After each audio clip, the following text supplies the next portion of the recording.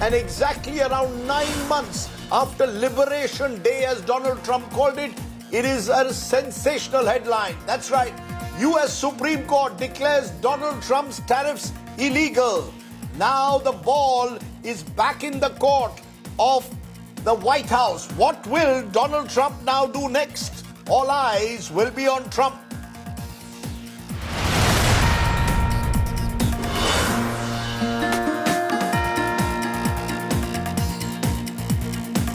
India signs a Pax Silica agreement joins the US initiative on AI and critical minerals. The move comes amidst efforts by New Delhi and Washington to finalize a proposed trade deal. Youth Congress stages a shirtless protest at the AI summit against the US trade deal, calling it a surrender. The BJP hits back, calls it a brainless and shameless protest. Congress says they have the right to protest in a democracy. A big India Today world exclusive. Brazilian President Lula da Silva, in a conversation with India Today, speaks out on the BRICS versus dollar debate, says must look at other currencies for trade.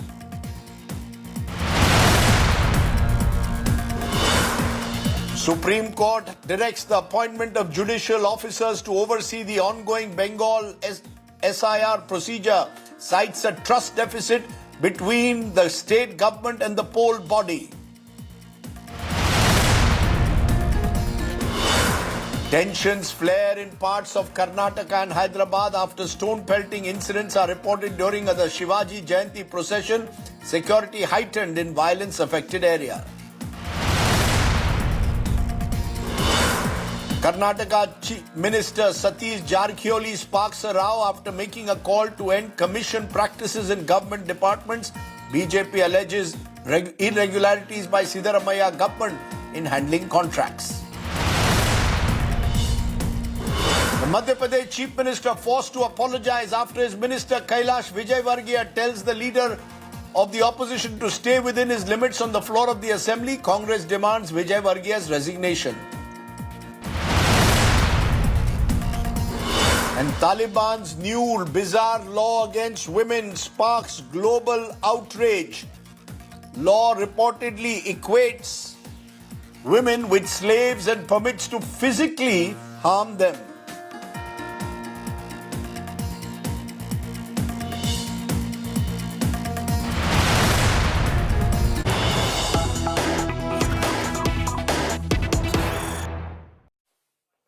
But the massive story that's breaking at the moment that could have huge repercussions for the world and indeed India, the Supreme Court of the United States has just a short while ago ruled against President Donald Trump's powers to impose tariffs, declaring that his use of this emergency authority was illegal and unlawful. The US Supreme Court, in a 6-3 verdict, so a fairly comprehensive verdict, has held that Trump's aggressive approach to tariffs on products entering the United States from across the world was not permitted under a 1977 law called the International Emergency Economic Powers Act. Joining me now is Rohit Sharma, joins me from Washington, DC. Anisha Mathur joins us here. She tracks the courts here. But I want to go to you, Rohit, first. This is a major setback to Donald Trump, who over the last 9 months has weaponized tariffs, including against India. What are Trump's options now that the court has ruled against him? Well, President Trump has two options, Rajdeep. I mean, this is definitely a major setback for the president, who actually wanted the Supreme Court to uphold his executive order, which they did not. It was kind of given after we heard the arguments back in November. So I think President Trump was trying, and he knew that this could happen. We have Senator Lindsey Graham, who's championed a bill in the Congress, in the Senate that has about 80 co-sponsors. So I think that would be his default option. Now Lindsey Graham in this case, could actually table that in Senate, get it passed, push it to House, and then make it legal. So that's number one. The other option that President Trump has is the Section 232 tariffs of the Trade Expansion Act. But this is limited in terms that he could only do this for 6 months. So we'll have to wait and watch what President Trump does. He was supposed to get into a meeting. He was supposed to actually do a press pool spray with governors. But as soon as the news broke out, everybody was ushered out of the room, the press, I mean. And I think the White House is currently huddling to see what would they do next. But this is definitely a major setback. And in terms of what impacts it would have on other countries, look, the countries that have already negotiated a trade agreement, including India, I don't think there would be any, repercussions or consequences of that. I think those deals will stay as it is. I don't think anybody would like to upset President Trump. The only, outlier is European Union, and they have not signed a deal with President Trump. And I think that would be another major setback if European Union wants to weaponize this and try to, do another set of negotiation based on this ruling. But what happens to the existing tariffs? For example, with India at the moment, the tariffs do still remain as we speak at 25%. There was, of course, the additional 25% tariff that he imposed on oil purchases from Russia. Does all that go as of tonight? Or is that still on paper there until such time as the Senate decides next? What happens to actually, in legal terms, to the tariffs as we speak today? So technically two things, Razi. First, yes, according to Supreme Court, the president did not have authority to do that. So yes, on paper, maybe they're not legal anymore, right? So there shouldn't be any. The other thing, and this gets really complicated here, is Supreme Court did not address the question that President Trump really wanted to have answered, which was, okay, you can turn it illegal if you think this is not right. But what about the money US has collected, the tariff money US has collected in the last 10 months or so? And they've left it out of the opinion. They have not ruled anything on that. And this is where I think it's going to get a little interesting. There are people who are trying to understand and decode what happens with that. But for now, in legal terms, they've vacated that, meaning essentially there is not going to be any tariffs. They have not ruled on what happens as to with the tariffs in terms of, do they stay? Does President Trump come out and do another executive order? No, so do we go back? I think do we go back to? No, do we go back to pre-April 1, pre the so-called Liberation Day? Are tariffs back at those rates? According to this ruling, that is the assumption that this is where it stands. But we'll have to wait and watch. I mean, it's a 170-page long opinion, Rajdeep. It's pretty complicated in that sense also. So we'll have to understand. But now, meaning from now on forward, what we can definitely say is President Trump cannot issue another set or slap more tariffs on anybody using an executive order. That is there. Now, what happens previously? Do we go back to before April 1st? I think we'll have to wait and read and understand and break it down from the very, very interesting language that the Supreme Court has used in its 170-page opinion.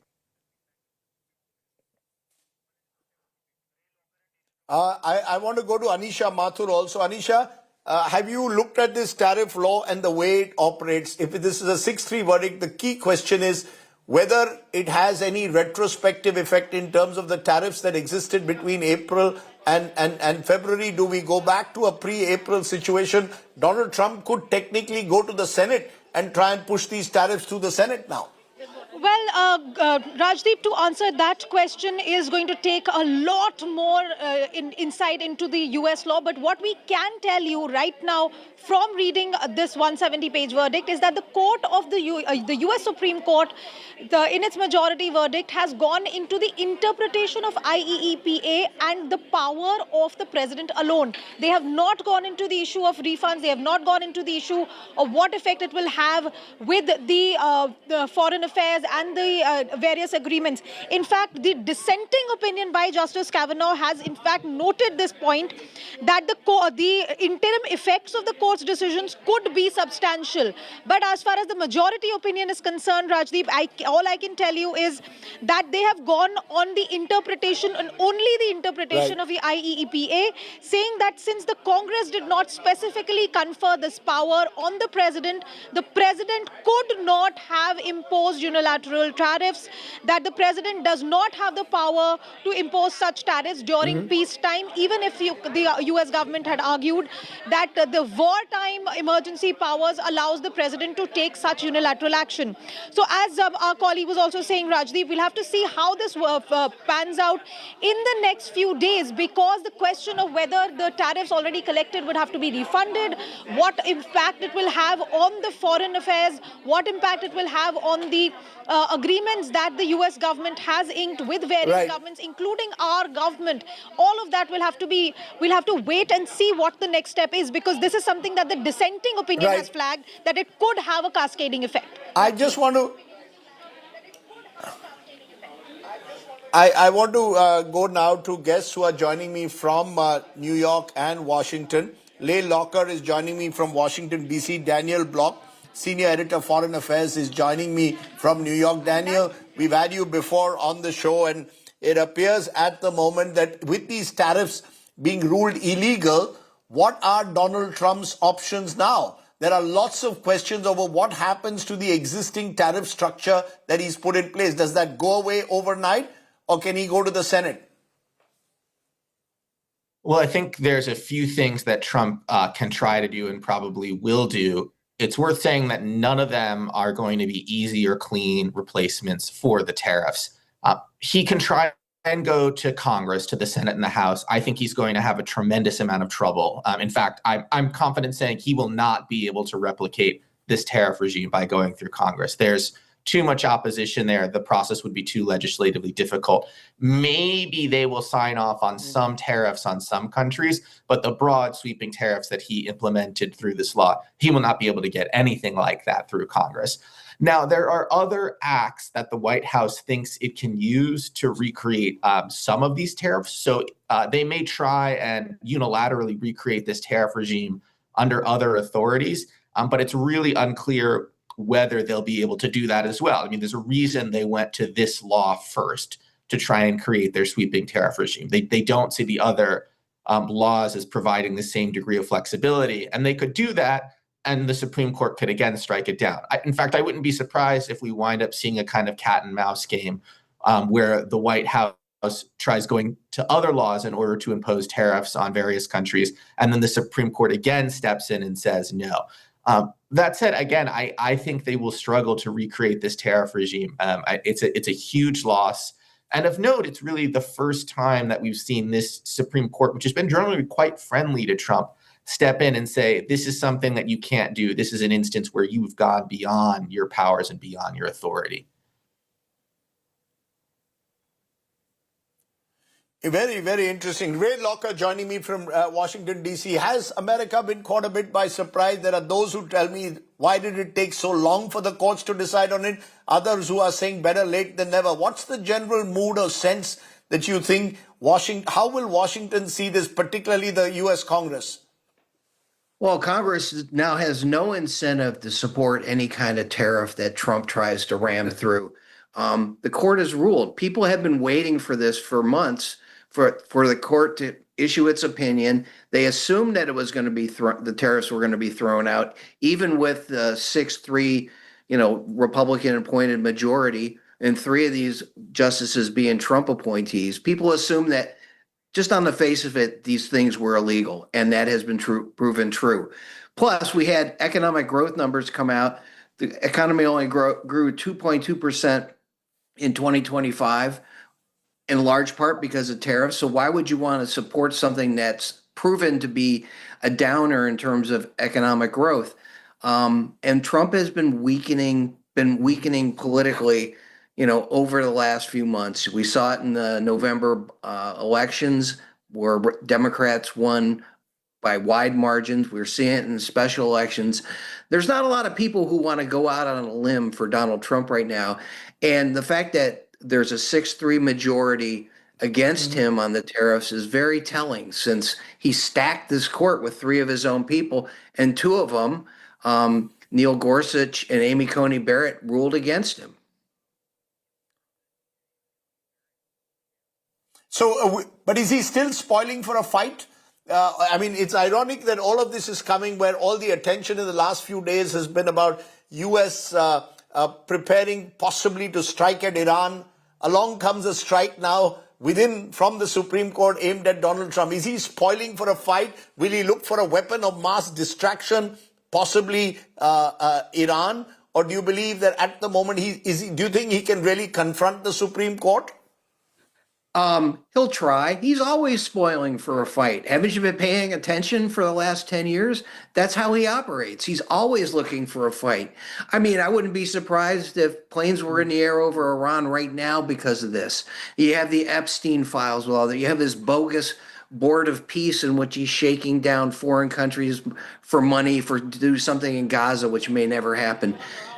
Remember, this is a guy who is a 34-time convicted felon, okay? He lies as routinely as he breathes. He's crazy. He falls asleep. What do you expect from him?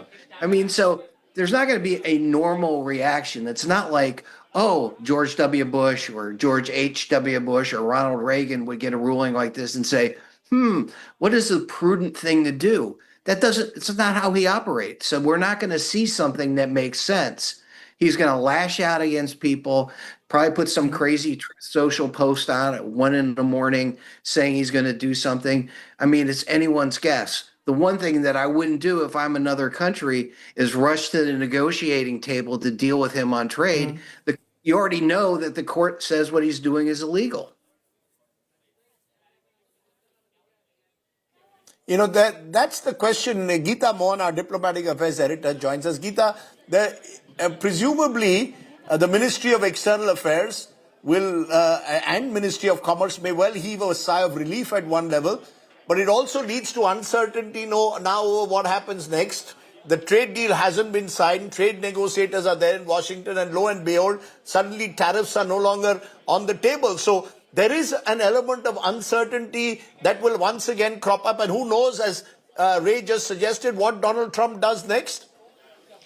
Well, Rajdeep, I agree with Daniel and Ray completely in terms of the fact that they used IEEPA first, because that was maybe the only big option that they had in order to carry out the tariffs or weaponizing the tariffs in the manner in which Trump administration did. Having said that, we first have to wait to see, like Daniel said, there are other options that Trump administration will explore. It might go to court again, but it's again a very long, tedious process.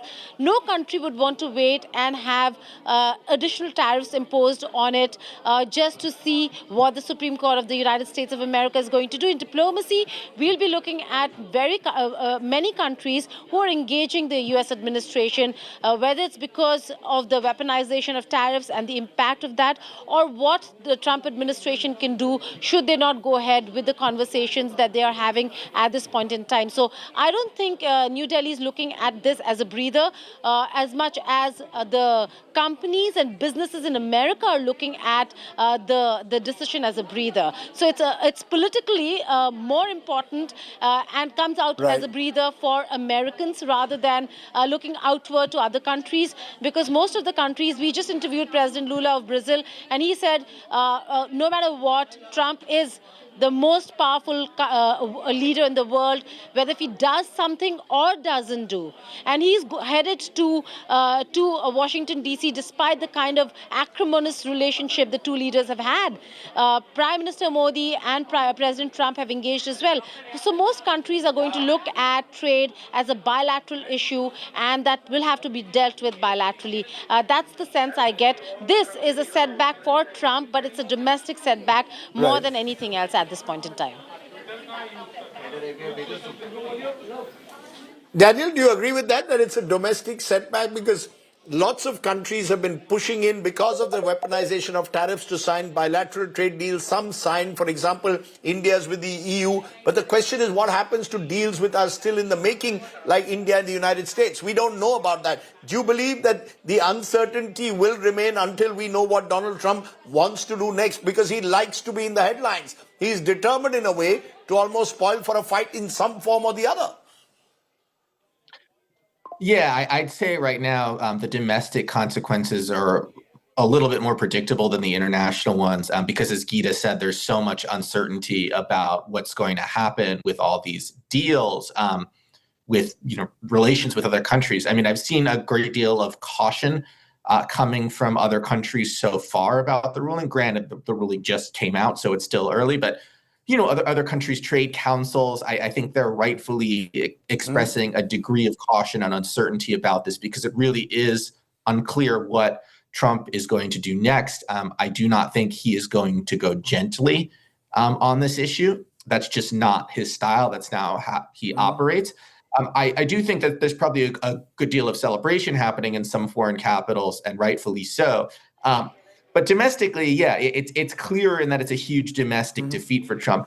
That said, I would be remiss if I didn't mention that there's a possible silver lining here domestically for Trump as well, which is that the tariffs were, by most accounts, not good for the U.S. economy. They were causing some inflation. And so now they're gone. So you could paradoxically have a situation where this, even as it's a big political defeat for Trump, helps his approval ratings in some way because it improves the economic standing of ordinary Americans. Now that's looking several, steps down the road, so who knows if that will really happen. But there is a possible silver lining here for him as well. What we're seeing is U.S. stocks are already up, and there's a sense that they could have a very strong recovery, particularly those stocks which were hit by the uncertainty that the tariff regime provoked. A final word from you, Ray. It's impossible to crystal gaze with Donald Trump. You just don't know what will happen next. But do you see him, as I said at the outset, doing something dramatic to shift attention from this domestic loss of sorts or a loss of face? Oh, yeah. I mean, I don't know what it could be, but that's how he operates. And I don't even know if he does that consciously. I think he just goes from one thing to another because that's just the way he thinks. So it could be anything. I wouldn't be resting easily if I was in Tehran right now because he might want to do something big there. He's been steadily inching toward that, moving ships closer and closer in the Persian Gulf. So maybe we see something there, or maybe we don't see anything. It's just hard to say.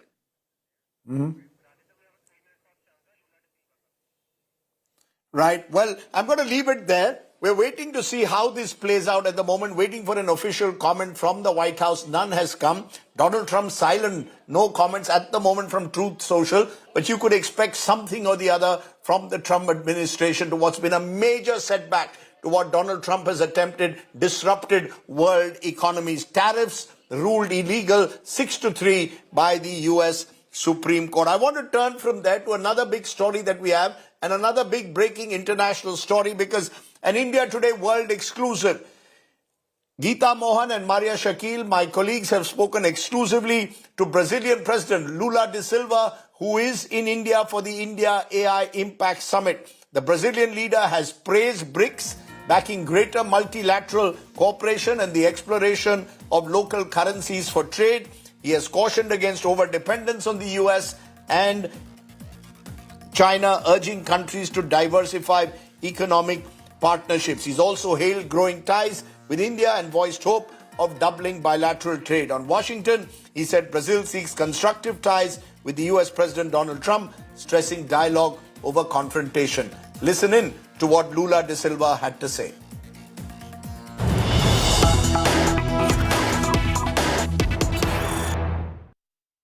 And I enjoy to be respected too. That's a very strong message, not just to President Trump, to the world, but to your people as well, that you want critical minerals to be produced and to finally be manufactured into a final product within Brazil. Having said that, let's then talk about President Trump and your relationship with him. From I have no relationship with Trump to a meeting to now you're headed to the United States of America probably next month. How do you define your relationship with Trump? How do you define President Trump? Well, I would like to say something that is very serious. I got along very well with President Bush. I got along very well with President Obama.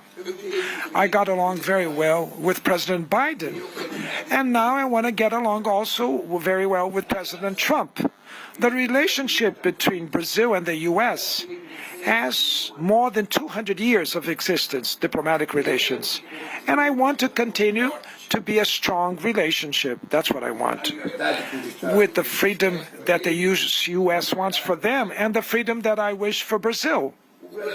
Brazil has a trade with the U.S. of $80 billion. 40 billion that Brazil exports and 40 billion that we import from the U.S. And there's a surplus in the trade for the U.S. The U.S. represents only 12% of the Brazilian trade balance. Of these 12%, 22% receive the tariffs from Trump. It's not the end of the world.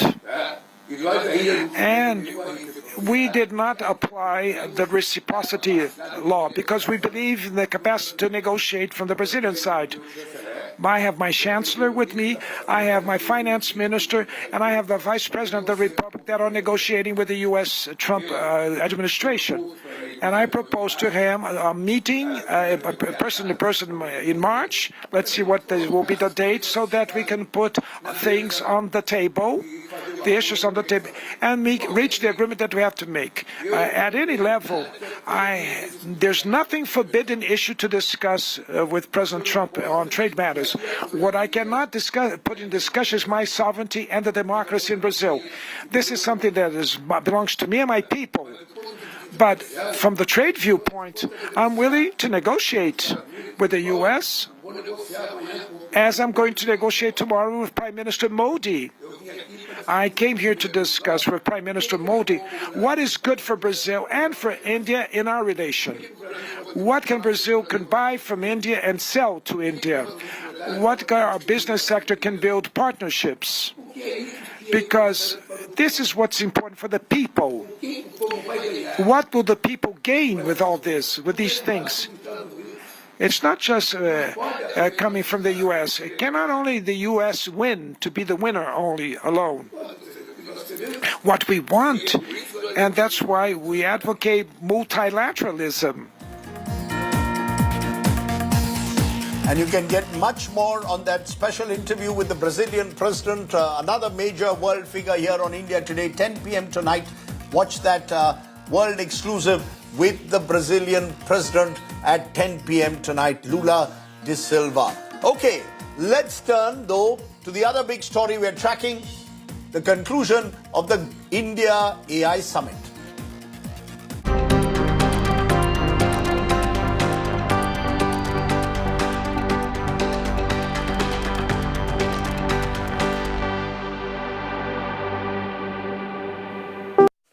That's right. The Grand AI India Impact Summit has come to a conclusion here in the national capital, and over the past few days, artificial intelligence has suddenly become a buzzword and dominated the national conversation. Major global tech leaders have promised to participate with billions of dollars in the India AI dream. Prime Minister Modi has unveiled a roadmap for artificial intelligence, but there have been skeptics too who have said that this was more about optics than substance, often questioning the planning of such a mega event. Also wondering whether India is too far behind the US and China in the AI race. Who better to answer some of these questions than the man who's really driven this AI summit, or one of the key men in the hot seat? I'm joined by Abhishek Singh. He is the CEO of India's Mission AI. He's had a tough 4 or 5 days. First of all, Abhishek, I'm sure you're breathing a sigh of relief that it's almost over.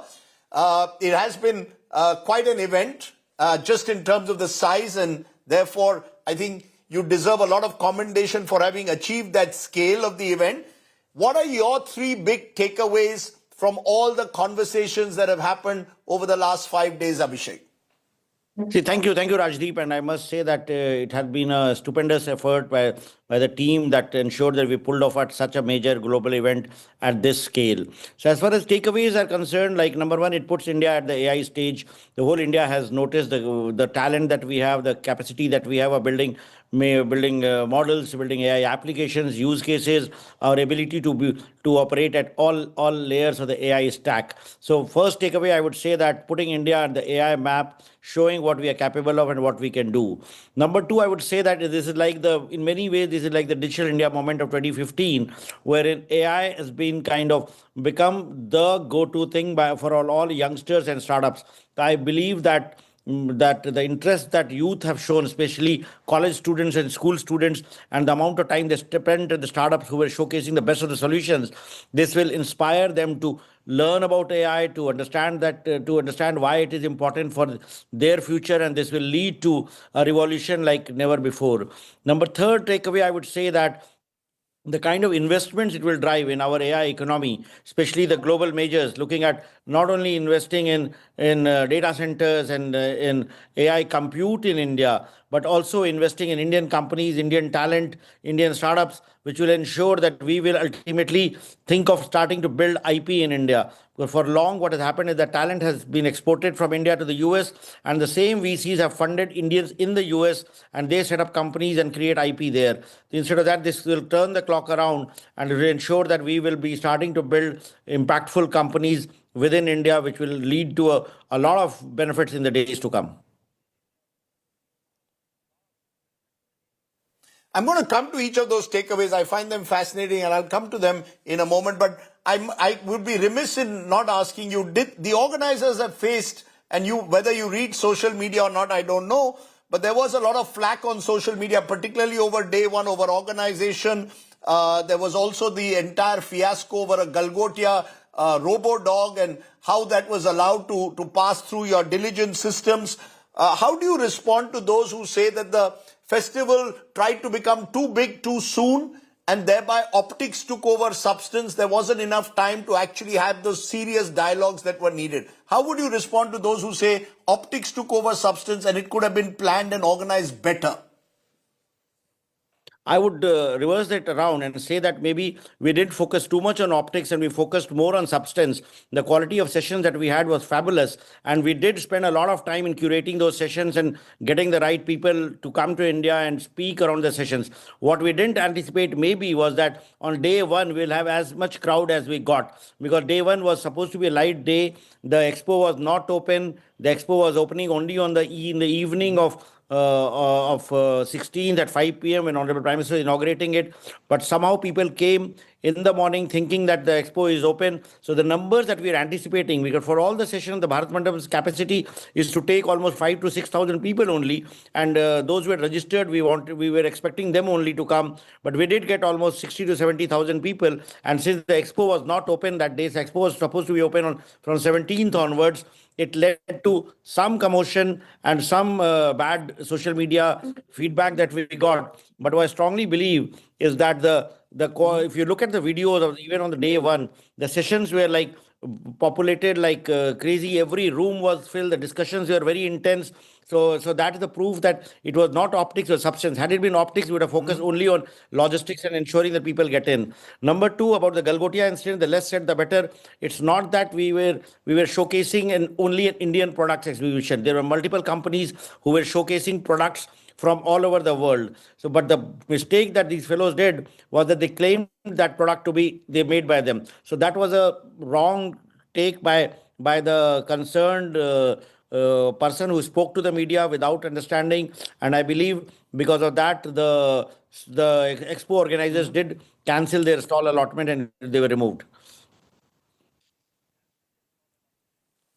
So could there have been better due diligence there? I come back to it. You're blaming Galgotias. I'm sorry. I just want to focus for a minute on that, because let's get this out of the way. You're saying on day one, the organization may have been caught off guard because of just the sheer size and enthusiasm of audiences.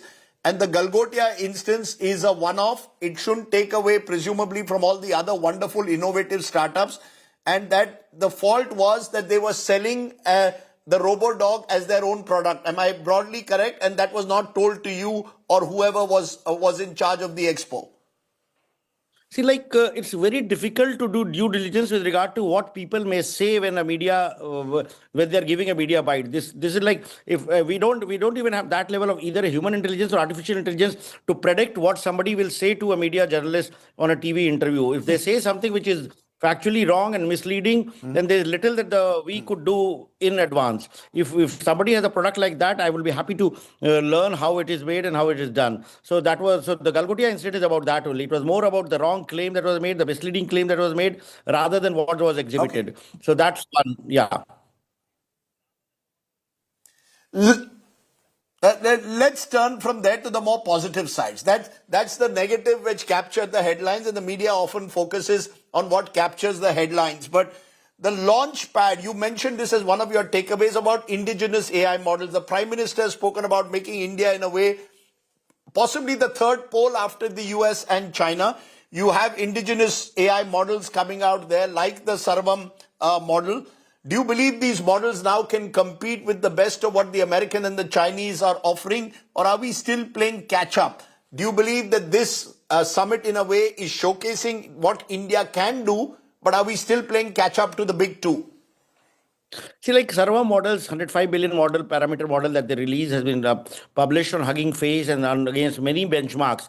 They are performing better than many of the models that the West or China has produced. So while it is true that we are behind US and China, but we are catching up, and we are catching up fast. And maybe very soon we'll be leapfrogging to get ahead. But we should claim that only when we have done that. What we are doing is that we are providing, as government, we are providing all necessary support to the ecosystem, to the researchers, to the startups, to industry, who are the ones who will make the models. In fact, in anywhere else in the world, these initiatives are done by the private sector, are done by startups, are done by researchers.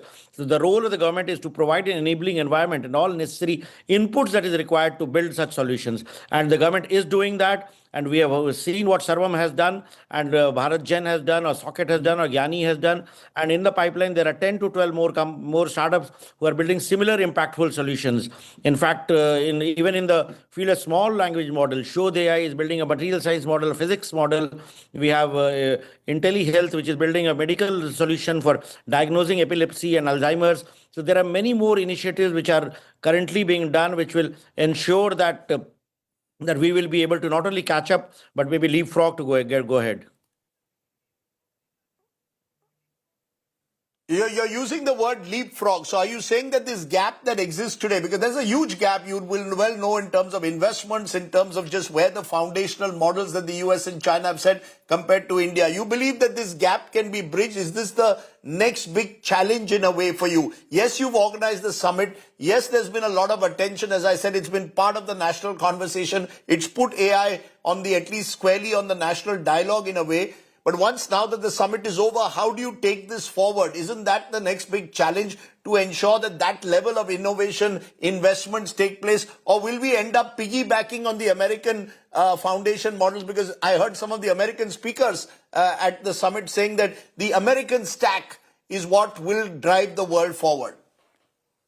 See, like, again, I would like to clarify that we are not in this game of competing and trying to go forward. That's not our objective. Our objective is to build something for India, build something that works in Indian languages, build something that solves issues that we have in delivery of healthcare services, or services of farmers, or educational services. So we are trying to solve problems that we have in India, trying to improve service delivery, trying to bring in efficiency, productivity by using AI in every sector. In the process, if we are able to, our solutions become better than any other countries, let that be. But that's not the only objective. The objective is to try to enable building solutions in India that work for India, and ultimately these solutions will be something the whole world will look at. We have done that in the case of digital public infrastructure. In fact, when we are building the identity stack and we're building the UPI, digital payments, or the DigiLocker, we were not looking at whether any country has it or not. We're building it for India. We are building a solution that we need, and maybe later the global south and the other countries adopted it. In fact, in the case of UPI, you have seen even countries like Brazil and France are looking at it. So not only the developing world, but the developed world also looks at our solutions. Similarly, the way we build AI, what Prime Minister spoke about yesterday, about the Manav approach towards building human-centric AI, using AI for solving issues that humans face, and bettering the lives of people in a very responsible manner. That's our approach, and the way it's shaping up, ultimately it will become an example for the whole world. No, but can you just very quickly, tell me, how will Manav translate into reality? Find words used that you want a moral and ethical, inclusive, accessible AI system. But there are legitimate fears that people have that AI will actually widen the divide. Even Sundar Pichai spoke about it. An AI divide could emerge between the haves and the have-nots. How much of these fine words is going to be translated into action on the ground in terms of making AI, for example, truly inclusive and accessible, at least in the short term? Or is there a genuine fear of job losses? See, like the way we are building and the way we are trying to make AI inclusive is like if you look at a project like Bhashini, which is one of the projects that we launched as part of AI, that was primarily to ensure that we use AI, we use natural language processing to ensure all languages are covered.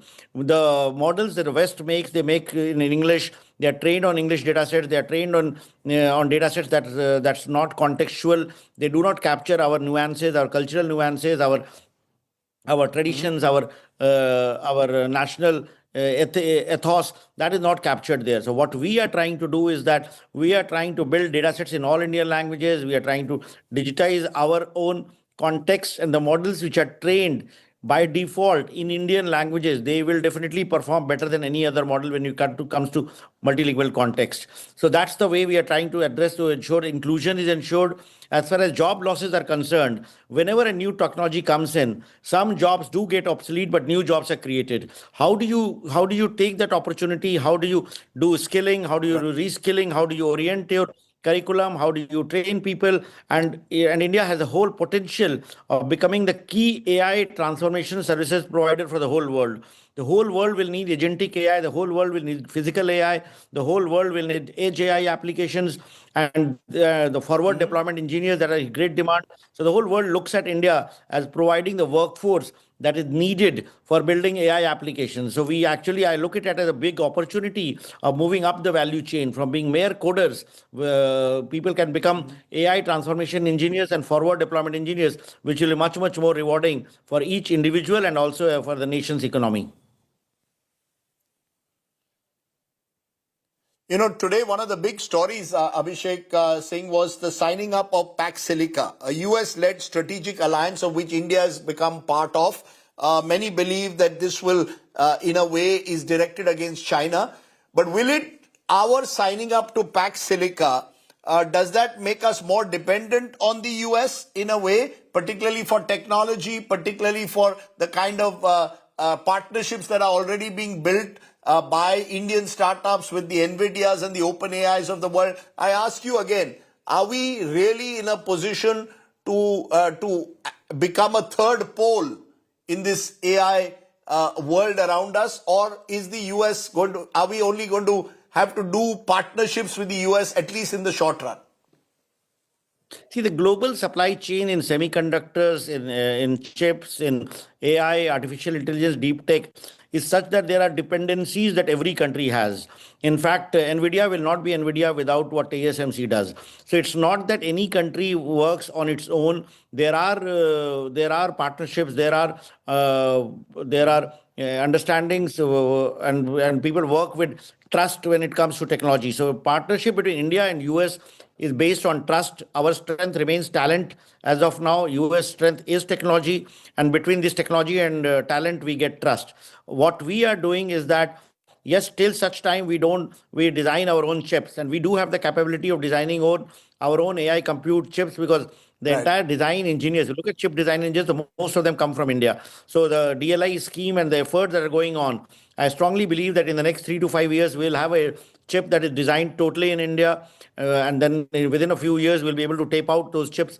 And then again, we'll become like kind of self-sufficient over the entire AI stack. But at the moment, yes, every country is dependent on some other country for some other needs. Our engineers contribute to designing of these chips. Our engineers contribute to most of these models. Our engineers do contribute to building AI applications. And similarly, the US has the talent technology which they offer to us for building impactful solutions.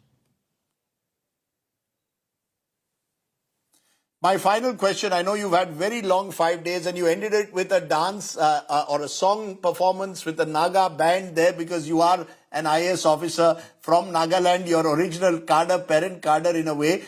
You've had this long 5 days that you've had to go through. If there is one thing you had to do differently, what would you do? I again come back to some of the criticism. There was too many VVIP movements. The traffic was not as regulated. People didn't have water. They had to wait in long queues. Would you have done anything differently to reduce some of the criticism and only focus on the many gains from the AI summit? If there was one thing you had to do differently, what would that be?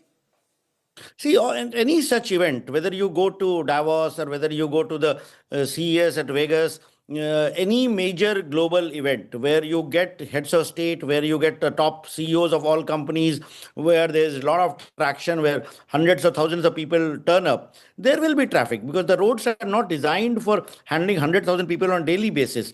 So if you go to Disney World, there is traffic. So traffic issues are normal. Traffic issues everyone battles. That's not that's not a challenge if you're doing an event of that scale. With regard to other facilities, I don't think there was any shortage of water or food of any kind.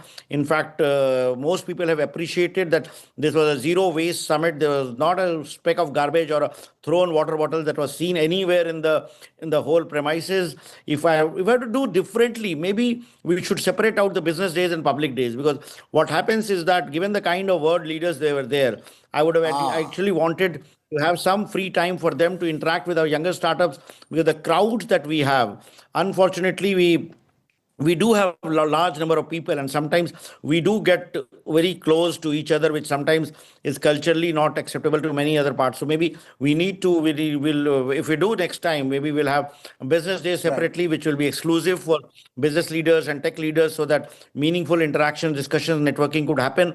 And the public days wherein we get the citizens to also come in, join in, students and other stakeholders, that can follow. So maybe that way. But what we also wanted was that to truly democratize this summit, because had we done that, it would have been called as an elite event, not open to all. But yes, criticism comes in whichever way you do. But as long as the larger objective of ensuring that the AI moment for India has come, we have been able to achieve that.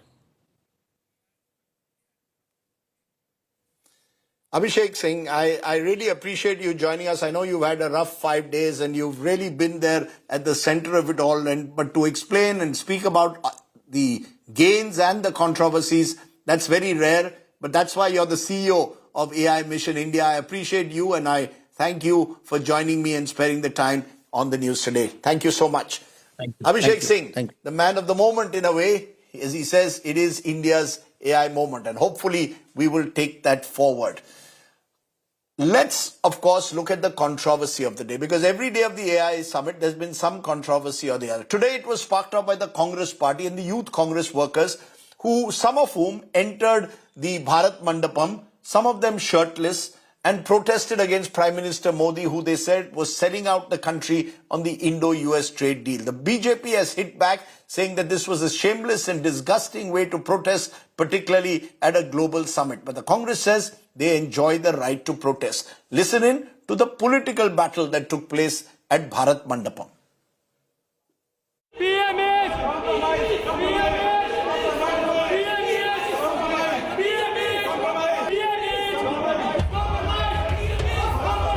AI summit hijacked by a political drama.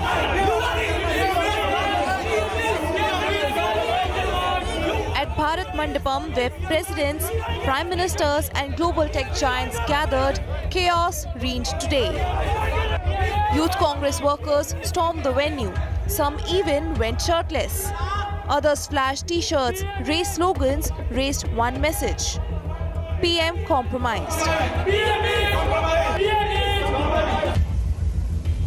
Delhi police moved in fast. Detentions made. Sources say entry was allegedly secured using QR codes. An FIR is filed. QR code कोई भी आदमी online register करा सकता है website पे। उन्होंने online registration करा के अपने लिए QR कोड बनाया, जनरेट किया। उस QR कोड को स्कैन करके और अपने जो ऑब्जेक्शनेबल टी शर्ट है जिसका इन्होंने प्रोटेस्ट किया, उस टी शर्ट के ऊपर से स्वेटर और जैकेट इन्होंने पहने हुए थे, और उस स्वेटर और जैकेट को जो हॉल नंबर 5 का लॉबी एरिया है उसके अंदर उन्होंने उतारते हुए वहाँ पे इस चीज़ को प्रोटेस्ट किया, जिसमें 4 लोगों को हमने डिटेन कर लिया है। The BJP is calling it nothing short of a sabotage, a bid they say to embarrass India before the world.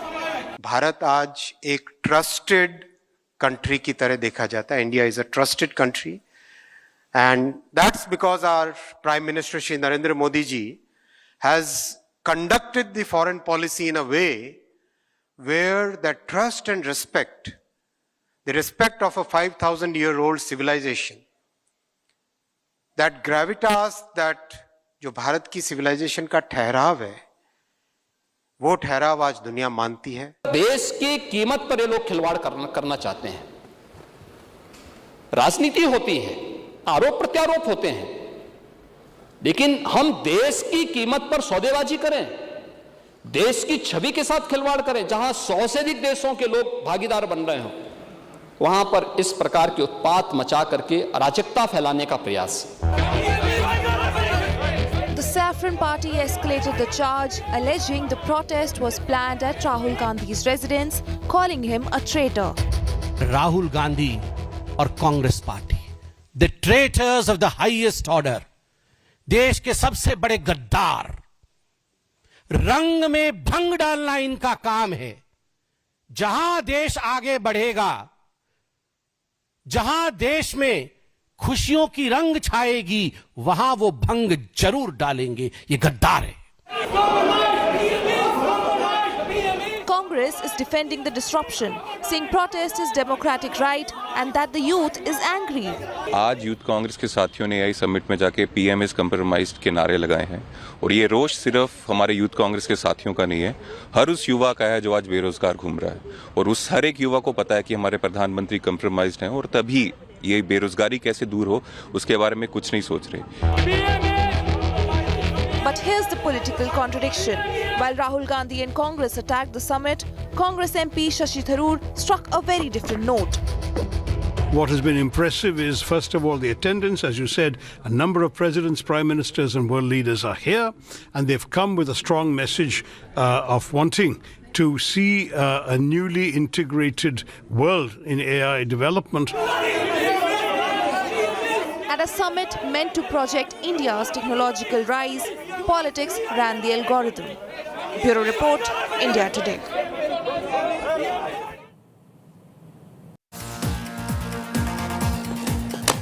Okay, that's about all that we could pack in today. It's been a week which has seen, as I said, a controversy a day, but that's the nature of India. When we return, we'll have a special interview that India Today exclusive with Lula da Silva, the Brazilian president, that follows. I want to thank each of every one of you for joining me tonight. It's been another big breaking news day. What will Donald Trump do next? We'll wait and see what Truth Social and the US president has to say. But from me and the entire team here, thanks for watching. Stay well, stay safe. Good night, Shubhratri. Jai Hind, Namaskar.